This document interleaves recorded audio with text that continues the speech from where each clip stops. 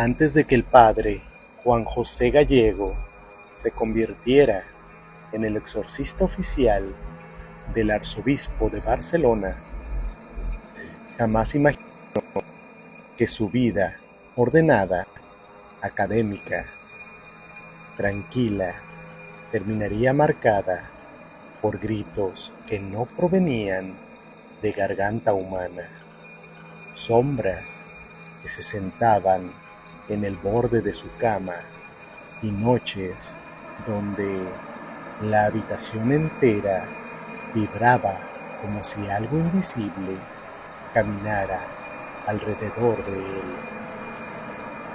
No era fanático, no era un buscador de misterios, era un sacerdote mayor, culto, prudente, y sin embargo se convertiría en una de las figuras más inquietantes del exorcismo moderno en España.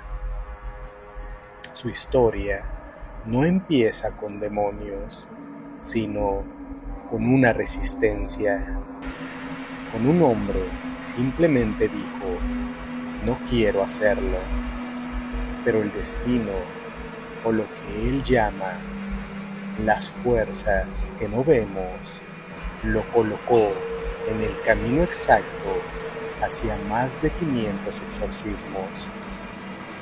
Y en ese camino dejó testimonios que aún hoy estremecen a quienes los escuchan. Cuando el arzobispado de Barcelona lo llamó en 2007 para ofrecerle el cargo de exorcista oficial, Gallego tenía 77 años. El puesto llevaba años vacante, nadie lo quería. Los sacerdotes más jóvenes preferían mantenerse lejos.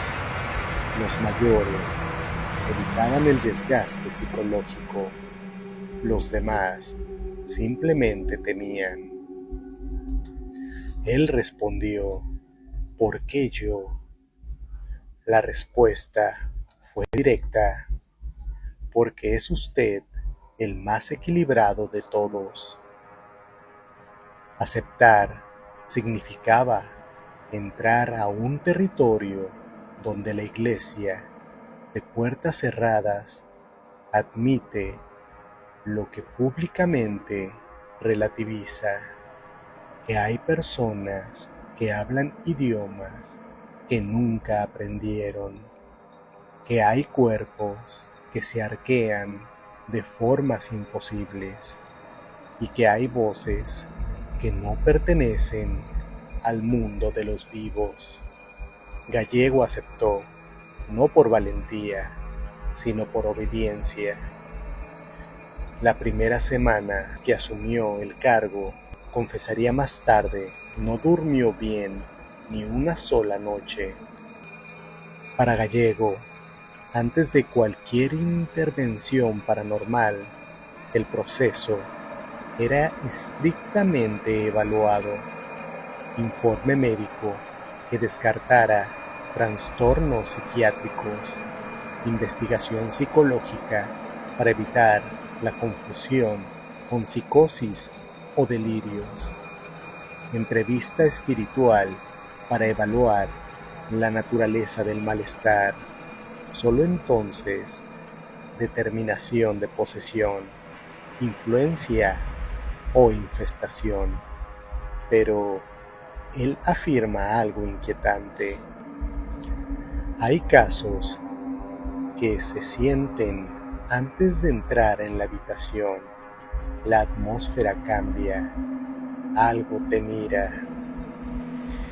En varias entrevistas insistió en que las señales previas eran físicas, casi animales, como si su cuerpo reaccionara antes que su razón.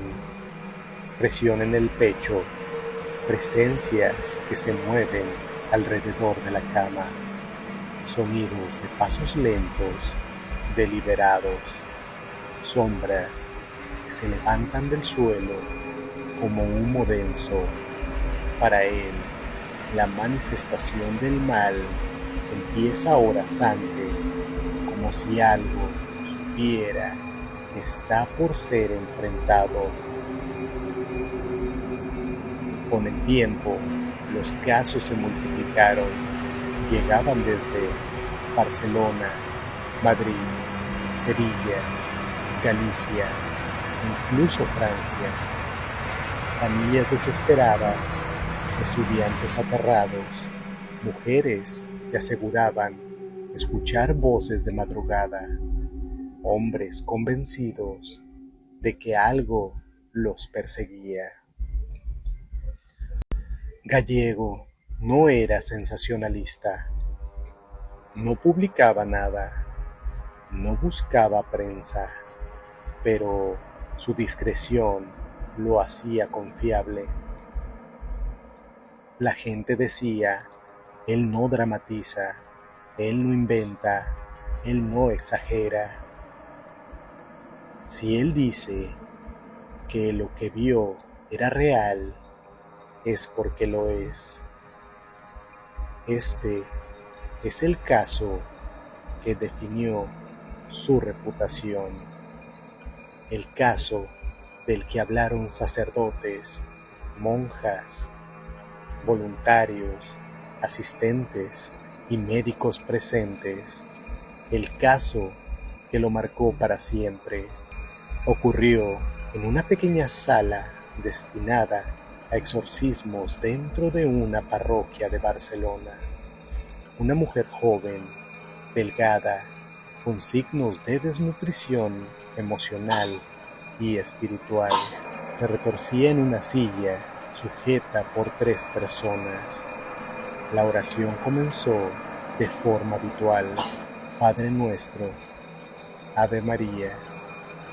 La atmósfera era densa, pero controlada, hasta que ocurrió. Gallego lo describe así: la mujer abrió la boca, pero lo que salió no venía de ella. No era un grito humano, no era un animal, era como si algo desgarrara el aire. El grito hizo vibrar las paredes, literalmente.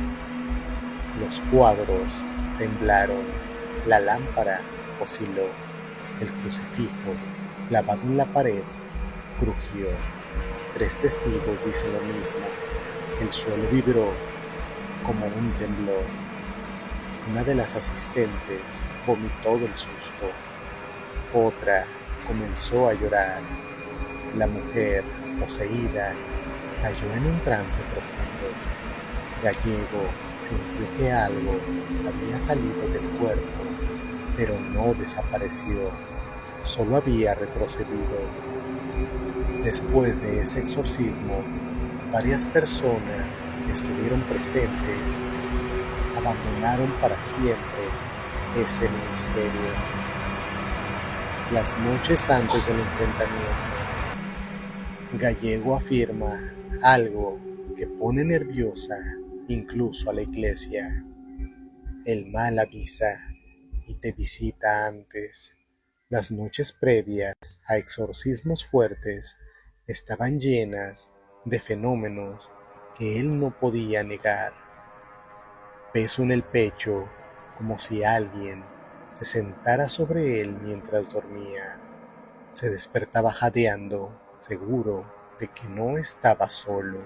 Pasos en la habitación, lentos, pesados, moviéndose del armario a la puerta, a veces llegando hasta el borde de su cama. La presencia, lo más perturbador, sentía cuando se apoyaba en el colchón, como si una mano invisible diera la tela a centímetros de su cuerpo. En una ocasión lo describió así: era como si alguien se sentara junto a mí. No lo veía, pero sabía que me miraba. Nunca huyó, nunca encendió la luz, solo rezaba en silencio, porque si respondía al miedo, esa presencia ganaría terreno. Con más de 500 casos, Gallego se convirtió en uno de los exorcistas más directos, sobrios y sinceros de Europa. No romantizaba, no teatralizaba, solo relataba lo que vivió. Sus palabras finales, al describir esa vida, son escalofriantes. El mal existe, no es metáfora ni poesía. Yo he hablado con él, yo lo he visto cambiar los ojos de una persona y he sentido cómo camina por mi habitación. Lo que más miedo da es que te conoce, sabe quién eres. Ahora te hablaré del caso más duro y difícil del padre Juan José Gallego. Si hubo una noche que cambió para siempre la forma en que el padre Gallego entendió su ministerio, la que terminó de convertirlo en el hombre al que llaman hoy el exorcista de Barcelona, fue aquella en la que un sonido que no pertenecía a garganta humana, hizo vibrar las paredes de una sala parroquial hasta desgarrar la calma de todos los presentes. Hoy contaré ese caso desde el principio hasta el final, no como un archivo judicial, porque no hay actas públicas que lo apliquen todo, sino como testimonio de los que estuvieron ahí, como lo narró el propio padre Gallego y como lo recuerdan quienes esperaron fuera mientras las oraciones chocaban con lo imposible. La familia que pidió ayuda no era una familia de película, eran vecinos habituales de una parroquia de Barcelona, madre de 30 y tantos, padre 50 y una hija joven de 20 años, que desde hacía un mes había comenzado a mostrar comportamientos que su propia familia no sabía explicar. Las señales iniciales encendieron luces de alarma, pero parecían a simple vista explicables: insomnio extremo, gritos nocturnos, episodios de amnesia, cambios bruscos de humor, crisis de violencia verbal, vómitos sin origen médico aparente. Médicos y psicólogos la habían evaluado, nada concluyente. Los fármacos no funcionaban, las pruebas neurológicas no mostraban tumor ni epilepsia. Así que, cuando la familia acudió al arzobispado, lo hizo con la mezcla de esperanza y miedo que acompaña a cualquier petición de auxilio que ya ha quemado las vías ordinarias. El arzobispado, siguiendo el protocolo, pidió informes médicos, psicológicos. Luego, tras una entrevista larga y discreta, orientaron a la familia hacia un hombre, el padre Juan José Gallego. Gallego aceptó la petición. No dijo que sí por curiosidad, dijo que iría por obligación pastoral y que prepararan la sala. La sala era pequeña, sin lujo, una mesa camilla, algunas sillas, un crucifijo viejo en la pared, una lámpara que proyectaba sombras largas. No había cámaras oficiales. Todo lo que existió son testimonios directos y notas parroquiales que recogen lo sucedido. Pero los que asistieron esa noche relatan detalles que coinciden, con pequeñas variaciones en todas las versiones. La primera noche fue de observación. No se trató de un ritual completo, fue un reconocimiento. Gallego llegó con un pequeño equipo pastoral, 2 religiosas, un diácono, la madre de la joven y el padre ausente que no quiso entrar. El padre Gallego insistió en la prudencia. Escucharemos, dijo, no actuaremos sin certeza. Se sentaron, encendieron una vela ritual, agua bendita y una Biblia abierta sobre la mesa. La joven, a quien llamaremos María en este relato para proteger su identidad, fue traída en una silla. Tenía el cabello enmarañado, la respiración irregular, la mirada perdida. Cuando Gallego empezó con oraciones sencillas, lo que ocurrió fue sutil al principio. Un temblor leve en la silla, como si alguien debajo de ella intentara moverse. Un goteo irregular en la pared a la derecha que no coincidía con las tuberías. Un olor a azufre que solo algunos olieron. Una corriente fría que recorrió la nuca de los presentes. Pero la señal que más perturbó fue la voz. Al principio pareció un gemido ahogado, como de una garganta esforzada. Luego viró a algo que nadie pudo catalogar. Una voz debajo de la voz, un murmullo continuó que no parecía salir de la boca de María, sino de un pliegue de la habitación misma. Las religiosas se miraron y una de ellas rompió en llanto. El diácono tomó notas con manos temblorosas. Gallego mantuvo la calma externa, pero después diría que sintió literalmente peso en el pecho, como si alguien hubiera puesto una mano sobre él. No hubo nada espectacular esa noche. Nadie fue tirado al suelo, nadie voló por la ventana, pero la presencia se dejó notar con una vivacidad que no dejaba dudas.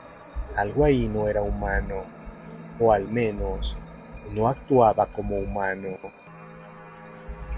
Antes del ritual completo, Gallego siguió un protocolo estricto, que es parte de lo que lo diferencia de muchos relatos sensacionalistas. Hicieron una revisión médica final.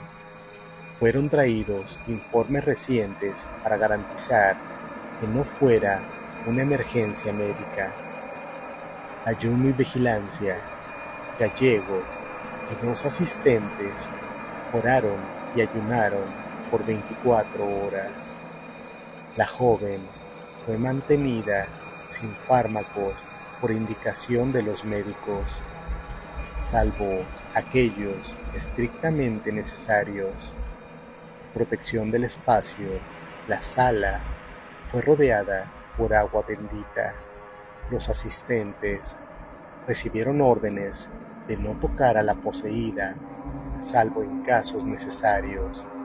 Ventanas y puertas cerradas, teléfonos apagados. Solo personal eclesiástico y la familia autorizada permanecieron, nadie del público. Era un procedimiento que buscaba reducir riesgos, no espectáculo. Sin embargo, se advertía que lo que venía podía superar cualquier plan. El ritual comenzó poco después de la medianoche. Las velas proyectaban sombras largas. Gallego inició con letanías suaves, invocaciones a los santos, oraciones a San Miguel Arcángel, letanías por la liberación. La joven estaba sujeta a una silla fuerte, no con ánimo de castigo, sino por seguridad. Ella emitía sonidos intermitentes, una cadencia irregular que se parecía a una respiración acelerada que no correspondía a su pecho. Una hora después, la negación y la prueba del nombre. Gallego, con voz firme y serena, preguntó: ¿cómo te llamas? La voz que respondió no fue la suya, fue más un hervor de varios tonos. No me llamo. Dijo algo que sonó como un eco. Gallego repitió su nombre, no para provocar, sino para documentar. La entidad respondió con una cadena de sílabas que las religiosas describieron como de un dialecto viejo y un metal arrastrándose. La sala se enfrió varios grados y las costillas de la joven parecían comprimirse con espasmos. Segunda hora. Los cambios físicos. En el boletín que la parroquia entregó a la diócesis más tarde, se anotó la aparición de marcas en las muñecas de la joven, como si hubieran sido climatizadas. No hubo datos clínicos que las justificaran. Las marcas aparecieron durante el rito, conforme los asistentes miraban. También surgió una voz grave que habló desde la esquina opuesta de la habitación. Nadie ahí tenía voz grave, y la grabación testimonial de los presentes recoge una interferencia en los equipos electrónicos.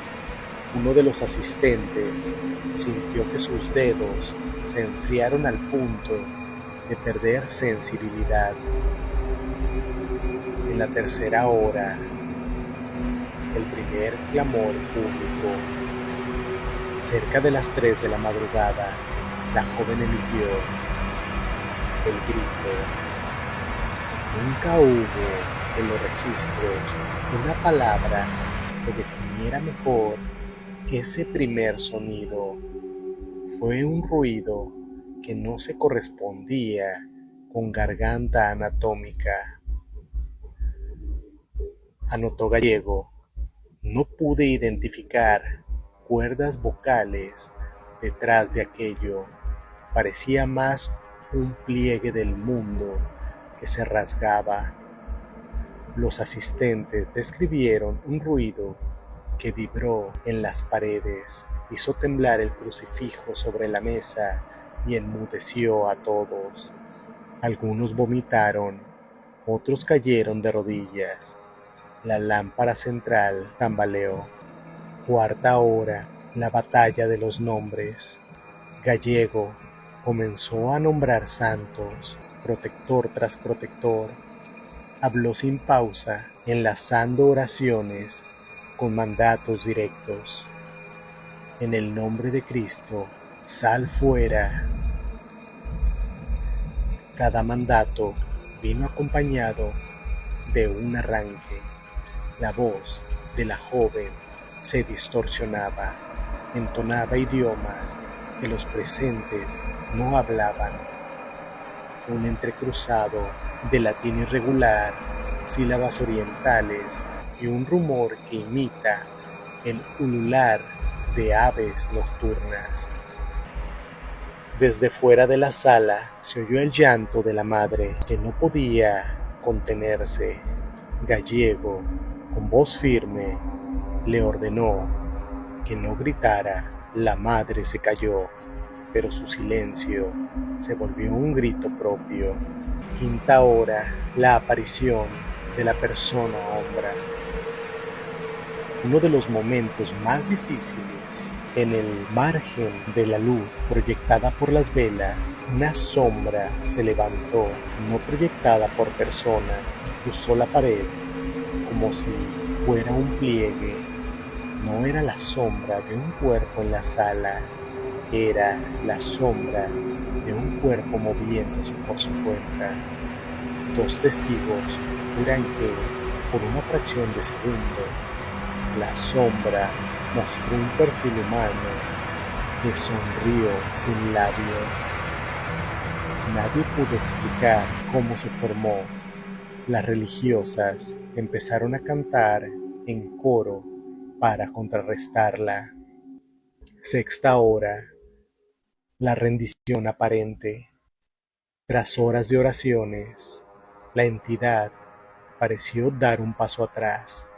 La joven se quedó quieta, respirando con normalidad. Gallego pidió silencio, tocó la frente de María con agua bendita y recitó la bendición final. Salieron de la sala agotados. Pareció terminado, pero Gallego diría más tarde en su voz rota que los periodistas pudieron registrar que algo había quedado en su seno, la sensación, un peso persistente, y en la puerta una pequeña mancha oscura que no se lavó con agua ni jabón. Los asistentes lo notaron y algunos se negaron a entrar solos a la sala. Lo que ocurrió después, efectos, secuelas y documentación. A diferencia de los relatos que terminan con victoria absoluta, aquí la historia se bifurca. María mejoró levemente, pudo dormir varias noches seguidas, retomó algunas actividades, pero la familia notó cambios sutiles, noches en las que despertaba con la sensación de manos a su alrededor, ocasionales susurros en la cocina, objetos que se movían unos centímetros, una foto de la familia que cayó sin explicación.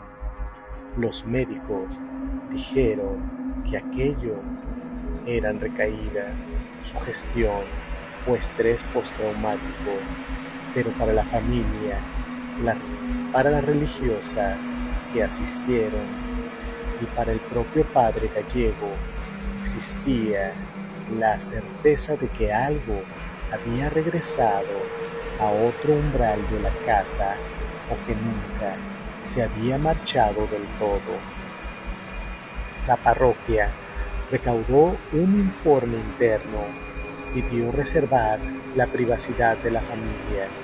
Sin embargo, la noticia salió a los medios locales tras filtraciones.